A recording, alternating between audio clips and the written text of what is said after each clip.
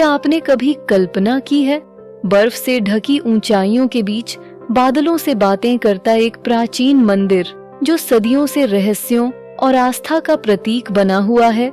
क्यों हर साल लाखों श्रद्धालु कठिन यात्रा तय करके केदारनाथ पहुंचते हैं? और क्या आप जानते हैं कि ये मंदिर सिर्फ एक धार्मिक स्थल नहीं, बल्कि एक रहस्य और चमत्कारों की जिंदा मिसाल है। इस वीडियो में हम आपको ले चलेंगे एक ऐसी यात्रा पर जहां आस्था, रहस्य और इतिहास मिलते हैं। आज हम जानेंगे केदारनाथ ज्योतिर्लिंग की अद्भुत गाथा, उन रहस्यों को जो सदियों से छिपे हैं और उन तथ्यों को जो शायद आपने कभी नहीं सुने होंगे।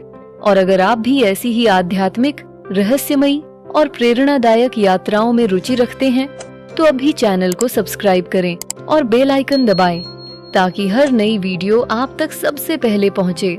तो चलिए शुरू करते हैं एक दिव्य और अद्भुत यात्रा केदारनाथ की ओर। केदारनाथ एक ऐसा नाम जो केवल एक मंदिर नहीं, बल्कि आस्था, चमत्कार और अध्यात्म की पराकाष्ठा का प्रतीक है। ये दिव्य धाम उत्तराखंड की बर्फीली और कठिन पर्वतीय वादियों में समुद्र तल से लगभग 11,755 फीट की ऊंचाई पर स्थित है। केदारनाथ मंदिर मंदाकिनी नदी के किनारे बसा हुआ है, जहाँ की ठंडी हवाएं भी शिव नाम का जाप करती प्रतीत होती हैं। यह मंदिर भगवान शिव के 12 ज्योतिर्लिंगों में से एक है और 4 धाम यात्रा का भी एक प्रमुख पड़ाव माना जाता है।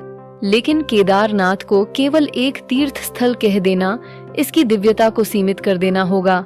इसकी सबसे बड़ी विशेषता है इसकी रहस्यमयी उत्पत्ति, भीषण प्राकृतिक आपदाएं झेलने की शक्ति और इससे जुड़ी अद्भुत पौराणिक कथाएं। पौराणिक मान्यताओं के अनुसार महाभारत युद्ध के समाप्त होने के बाद पांडव गहरे पश्चाताप में डूबे हुए थे। युद्ध में लाखों लोगों की मृत्यु और अपने ही रिश्तेदारों का वध करने के पाप से मुक्त होने के लिए उन्होंने भगवान शिव की शरण लेने का निर्णय लिया। पांडव जानते थे कि केवल शिव का आशीर्वाद ही उन्हें इस पाप से मुक्ति दिला सकता है, लेकिन भगवान शिव उनसे क्रोधित थे क्योंकि उन्होंने धर्म युद्ध के नाम पर भारी विनाश किया था। इसलिए वे उनसे मिलने से बचने के लिए हिमालय की ओर चले गए और एक भैंसे में खिड़तियाने यानी कि नंदी का रूप धारण कर गुप्तकाशी में छिप गए। जब पांडवों को यह झात हुआ कि शिव ने भैंसे का रूप लिया है तो वे उन्हें ढूंढते हुए गुप्तकाशी पहुँचे। वहाँ जब भीम ने अपना विराट रूप धारण करके उस नंदी को पकड़ने का प्रयास किया तो वह नंदी अचानक 5 भागों में विभाजित होकर अदृश्य हो गया। कहा जाता है कि उस भैंसे के पीठ का भाग केदारनाथ में प्रकट हुआ, मुख रुद्रनाथ में, भुजाएं तुंगनाथ में, नाभि मध्यमहेश्वर में और जटाएं कल्पेश्वर में। इन 5 स्थलों को मिलाकर पंच केदार कहा जाता है। केदारनाथ में प्रकट हुई भैंसे की पीठ ही आज के शिवलिंग का स्वरूप है, जिसकी पूजा पूरे श्रद्धा और आस्था के साथ की जाती है। भगवान शिव के इस विशेष रूप को केदार कहा जाता है, जिसका शाब्दिक अर्थ होता है क्षेत्र या धार्मिक स्थान। यह नाम केवल एक भौगोलिक संकेत नहीं, बल्कि शिव के तपस्वी स्वरूप का प्रतीक भी है। ऐसा माना जाता है कि केदारनाथ में भगवान शिव स्वयं ध्यानमग्न अवस्था में वास करते हैं।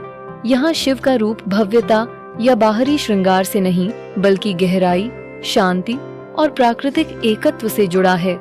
यहाँ न तो आभूषणों की चमक है, न ही मंदिर के बाहर किसी प्रकार का वैभव प्रदर्शन, बस बर्फ से ढकी पर्वत श्रृंखलाएं, मंदाकिनी की निर्मल धारा और उस वातावरण में गुंजायमान ओम नमः शिवाय की दिव्य ध्वनि। केदारनाथ में हर वह व्यक्ति जो सच्ची भक्ति और श्रद्धा के साथ पहुंचता है, वह केवल एक मंदिर नहीं देखता, बल्कि एक ऐसी अनुभूति को महसूस करता है जहां भगवान शिव स्वयं उसकी आत्मा से संवाद करते हैं। यही कारण है कि यह स्थल केवल एक तीर्थ नहीं, बल्कि एक जीवंत आध्यात्मिक अनुभव बन जाता है। केदारनाथ मंदिर की स्थापत्य कला अपने आप में एक रहस्य है, एक ऐसा रहस्य जिसे आज का विज्ञान भी पूरी तरह नहीं समझ पाया है। यह मंदिर न केवल आध्यात्मिक ऊर्जा का केंद्र है, बल्कि वास्तुकला की दृष्टि से भी अत्यंत विलक्षण है। माना जाता है कि इस मंदिर का मूल निर्माण महाभारत काल में पांडवों द्वारा किया गया था, लेकिन 8वीं शताब्दी में आदि शंकराचार्य ने इसे पुनः स्थापित किया। सबसे अद्भुत बात यह है कि इस मंदिर को समुद्र तल से लगभग 11,755 फीट की ऊंचाई पर बिना सीमेंट, लोहे या किसी आधुनिक साधन के केवल कटा हुआ ग्रेनाइट पत्थर जोड़कर निर्मित किया गया था। आज भी वैज्ञानिक और पुरातत्वविद हैरान हैं कि इतनी ऊंचाई पर उस समय में इतने भारी पत्थरों को कैसे लाया गया, कैसे काटा गया और कैसे इतनी सटीकता से जोड़ा गया कि वो सैकड़ों वर्षों तक न केवल टिके रहे बल्कि भीषण प्राकृतिक आपदाओं को भी सहते आए। मंदिर की दीवारें इतनी मजबूत हैं कि वे सदियों से बर्फीले तूफानों, भारी बारिश और यहाँ तक कि भूकंप तक को सह चुकी हैं। लेकिन इन सभी चमत्कारों में सबसे बड़ा चमत्कार वह था जो वर्ष 2013 की भीषण बाढ़ में देखा गया। जून 2013 में उत्तराखंड में एक त्रासदी घटी, बादल फटे, अत्यधिक वर्षा हुई और बर्फ पिघलने से अचानक भयंकर बाढ़ आ गई। पूरी केदार घाटी जल प्रलय में डूब गई। सैकड़ों गांव बह गए, सड़कें नष्ट हो गईं और हजारों लोग अपनी जान गंवा बैठे। उस समय पूरा शहर तबाह हो चुका था, लेकिन एक चीज जो अडिग खड़ी रही वह थी केदारनाथ का मंदिर। बाढ़ के उफनते पानी और उसके साथ बहकर आए मलबे ने सब कुछ नष्ट कर दिया, पर मंदिर को कोई क्षति नहीं हुई।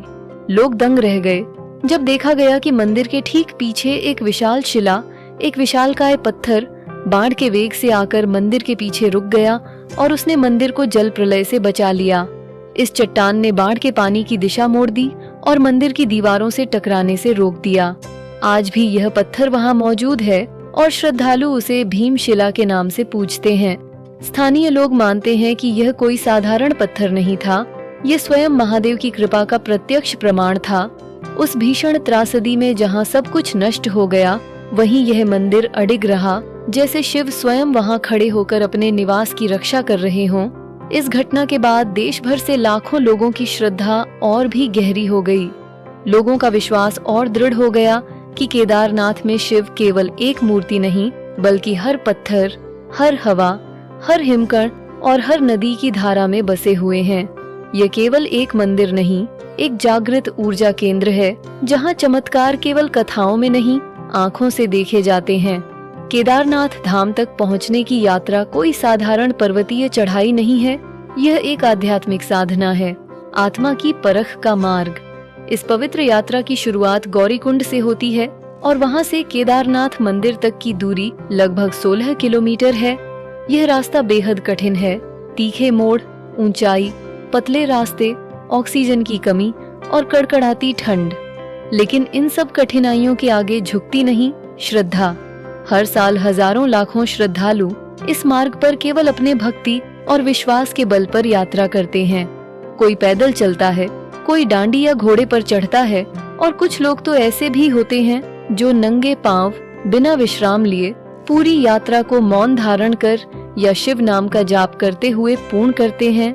यह कोई बाहरी यात्रा नहीं रहती, यह धीरे धीरे एक अंतर यात्रा बन जाती है, जहां हर कदम आपके अहंकार को तोड़ता है, हर सांस आपको महादेव के और करीब ले जाती है। जैसे जैसे व्यक्ति ऊपर चढ़ता है, उसका शरीर थकान से चूर होने लगता है, सांसें भारी हो जाती हैं, पैर लड़खड़ाते हैं, परंतु आत्मा और अधिक जागृत हो जाती है। ऐसा लगता है मानो शिव खुद आपके अंदर की अशुद्धियों को निकाल रहे हों।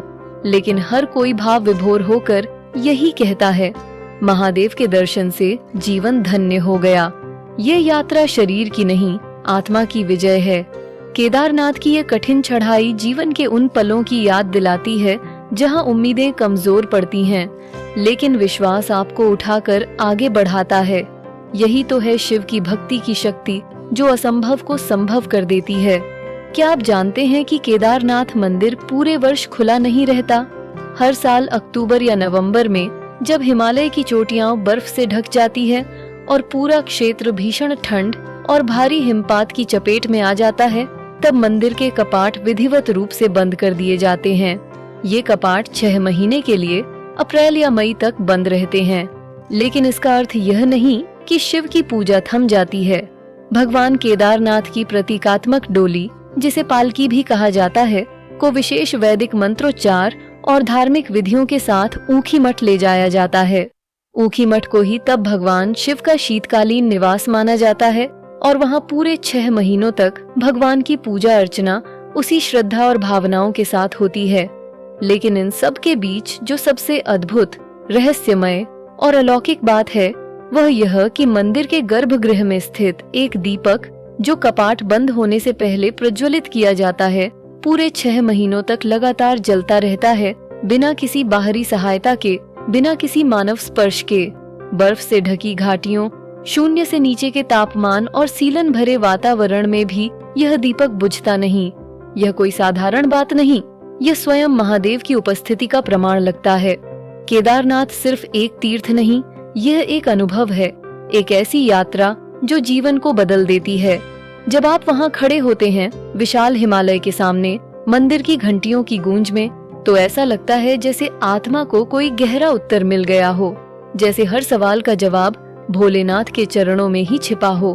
2013 की त्रासदी के बाद सरकार और संतों के सहयोग से केदारनाथ का पुनर्निर्माण हुआ। आज का केदारनाथ पहले से कहीं अधिक सुव्यवस्थित और आधुनिक सुविधाओं से युक्त है। यहाँ पर अब हेलीपैड की सुविधा उपलब्ध है, जिससे वृद्ध या असमर्थ श्रद्धालु आसानी से मंदिर तक पहुँच सकते हैं। साथ ही केदारनाथ ट्रॉली सेवा की भी योजना बनाई गई है, जिससे दुर्गम रास्ते को थोड़ा आसान किया जा सके। तीर्थयात्रियों के विश्राम के लिए टेंट सिटी और सुरक्षित आवासीय व्यवस्थाएं बनाई गई हैं, जो सर्दी और बरसात से सुरक्षा देती हैं। स्वास्थ्य की दृष्टि से भी अब मोबाइल मेडिकल यूनिट्स, डॉक्टरों की टीमें और इमरजेंसी सेवाएं हर समय मौजूद रहती हैं। लेकिन इन सभी आधुनिक विकासों के बावजूद एक चीज जो बिल्कुल नहीं बदली, वह है केदारनाथ की आत्मा। आज भी वहाँ की हवा में वही सादगी, वही शांति और वही दिव्यता बहती है। अगर आप जीवन में एक बार भी आत्मा से जुड़ना चाहते हैं, तो केदारनाथ जरूर जाएं। यह कोई आम जगह नहीं, ये आत्मा की शुद्धि, भक्ति की गहराई और शिव से साक्षात्कार की भूमि है। और याद रखिए, शिव बुलाते हैं तभी आप वहाँ पहुँच सकते हैं। दोस्तों, अगर आपको ये आध्यात्मिक यात्रा पसंद आई हो तो वीडियो को लाइक करें, अपने दोस्तों और परिवार के साथ शेयर करें और कमेंट में हर हर महादेव जरूर लिखें। और अगर आपने अब तक चैनल सब्सक्राइब नहीं किया है तो अभी कर लें, क्योंकि हम लाते हैं ऐसी ही प्रेरणादायक और रहस्यमयी कहानियाँ जो आपके दिल को छू जाएं। जय केदारनाथ। राधे राधे।